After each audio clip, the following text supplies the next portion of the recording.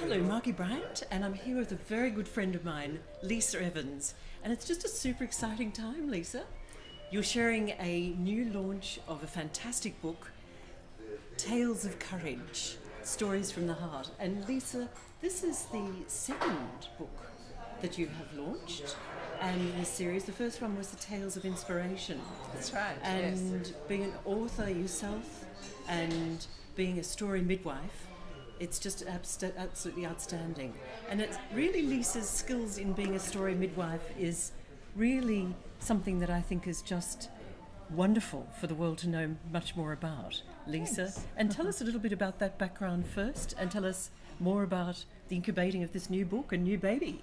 Thanks, Margie. Yeah, so I've been given the nickname The Story Midwife actually by a client of mine. So I've been on a speaking and storytelling journey for almost 10 years now, and I spent over 25 years as a midwife, as a clinical midwife, working both here in Australia and in London. And then life took me on a bit of a detour when a virus destroyed a significant amount of my hearing. So that meant that it wasn't practical for me to work as a midwife in the high-tech, challenging area of neonatal intensive care. So I had to reinvent myself quite later in life, find a new purpose, find a new career, and that's when I turned to speaking and storytelling. Always loved storytelling, and I love speaking to audiences both small and large, and I love being on stage despite being an incredible introvert. But what I love even more than being on stage myself is to empower others to step up and share a message on stage, whether that's through speaking at a conference or a keynote or in front of the camera, or indeed now a book. And the first book was created because I put on a live storytelling show called Stories from the Heart. Tickets were always sold out. Lots of people wanted to come, couldn't necessarily get a ticket. So I thought, well, if we create the stories and put them together in a book, then that way our stories live on and can be shared by other people. And the first book was a great success. I did a lot of paying it forward.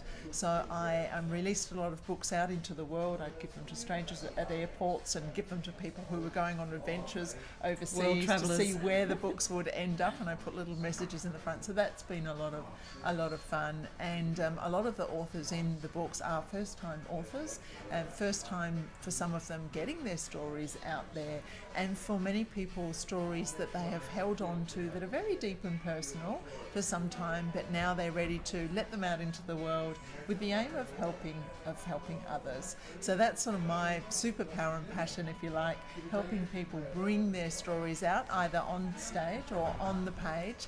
And it makes me feel so warm and fuzzy bringing a new book baby into the world. So these days I'm still bringing life into the world, but now in the form of stories, and it gives me a lot of joy helping people become published. And this book is truly amazing. I've written the foreword to this particular book, so I know a little bit about it. And there's 12 authors in this one, Lisa. And courage, you can't have courage without having and holding fear at the same time. That's so true. without that fear, you don't actually have the courage. And so it's so important to harness it and share your story, and you've been a wonderful person to do that for the 12 authors. And tell us a little bit about your story in this particular book, so people get a taste of it and know that they've got much to delve into here in this particular book. Thanks, Margie, and wonderful. Thank you so much for writing the foreword. It's a very, very special role. The theme is courage, so all the stories are based on a courageous act of some sort, and not necessarily like a huge courageous act. I mean, every day we do perform acts of courage. So a lot of the books are around relationships, around letting go, around moving forward, about changing direction, about moving to a new country, about trying something new. All these things that often take us out of our comfort zone. That does mean that we have to navigate fear and uncertainty and not knowing what the future will hold. But these incredible ladies have been able to look back in hindsight, see how this courageous act has then changed their lives for the better, and now to share that with others. So my story, I share the story around finding my biological father later in life. And can't wait to read it. Yeah, it was something that, you know, mum remarried, and I was adopted by my father Barry, and had an incredible life, and always very, you know, grateful for the family that I had. But I felt as though there was some missing link, something that I wanted to find out more about. So my mum helped me to find my biological father, and I got to have one quite special meeting with him, and probably about a year of letter writing and a few phone calls before he passed on. So that's incredible, and I'm glad that I took that. And it did take a lot of courage, because in the back of my mind was the fact, well, you know, he'd left my life once, and was he going to reject my offer of connecting? But I'm so glad that I did reach out. So that's my story, and even in that story, Lisa, the courage if you didn't take that step, and it's always like this, if you don't take those steps, the uncertainty of knowing or not knowing what's going to happen next. That would have been harder. That would have been harder. And I know of people who have wanted to reach out to somebody that they've lost connection with, or didn't have that connection, and they've done so only for it to be too late. And that's really sad. Exactly, the pain of regret. Exactly. Or the so pain I'm of action. so glad that I made that connection, and you'll find out in the book, you know, how that initial contact was made, and our very first meeting, and how that was. And I'm very grateful for that opportunity, and for my mum for helping me to track him down and the courage of her behalf. Exactly. To know that she had invested in you so beautifully, and this was part of the journey as well, and she knew maybe that day would always come. Yes, I think she did. Yes. And Lisa, it's with these powerful messages that are in this particular book that people can find their own courage and their own resilience. Because the stories shared really allow people to know that we've got that inner strength, and we can always find a way if only we have that first step that we actually need to take.